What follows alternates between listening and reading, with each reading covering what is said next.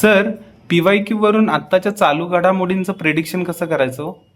आता बऱ्याचदा बाकीच्या विषयांमध्ये तुम्ही असं म्हणता की पीवायक्यू अनालिसिस केलं पाहिजे, पण करंटमध्ये तुम्ही म्हणता त्या घटना मागच्या वर्षी किंवा त्याच्या मागच्या वर्षी घडलेल्या होत्या. पण असं नाही, आपल्याला त्या पीवायक्यू मधून काही इन्साइट्स मिळतात ज्याच्यामुळे आपण प्रिडिक्शन करू शकतो. एक्झाम्पल द्यायचं असेल तर इंडियन नेव्हीच्या लेफ्टनंट शिवांगी सिंग यांच्यावरती एमपीएससीने प्रश्न विचारलेला होता, कारण त्या इंडियन नेव्हीच्या पहिल्या महिला पायलट ठरलेल्या होत्या. आता जर का बघितलं तर आता जुलै महिन्यामध्ये तुम्हाला सब लेफ्टनंट आस्था पुनिया चर्चेत दिसत आहेत इंडियन नेव्हीच्या. त्या इंडियन नेव्हीच्या पहिल्या महिला फायटर पायलट ठरलेल्या आहेत आणि त्यांना नुकतंच INS देगा या नाविक तळावरती त्यांच्या ग्रॅज्युएशन सेरेमनीमध्ये विंग्स ऑफ गोल्ड नावाचा एक सन्मान प्रदान करण्यात आलाय.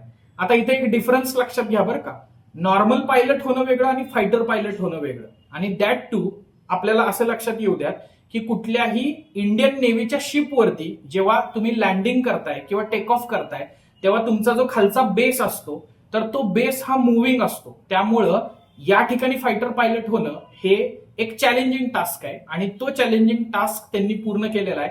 MiG-29K हे फायटर एअरक्राफ्ट त्या सध्या फ्लाय करतायत.